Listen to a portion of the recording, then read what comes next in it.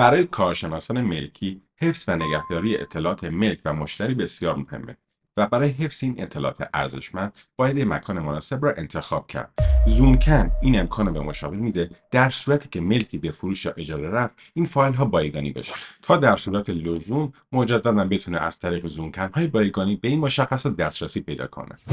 برای بایگانی روی فایل مورد نظر 1 ثانیه انگشتمون را نگه می‌داریم تا منوی فایل باز بشه. سپس گزینه بایگانی رو انتخاب می‌کنیم. پس از تایید تقویمی باز میشه که باید تاریخ بایگانی شدن فایل رو تعیین کنیم. با این کار فایل به زومکن بایگانی منتقل میشه.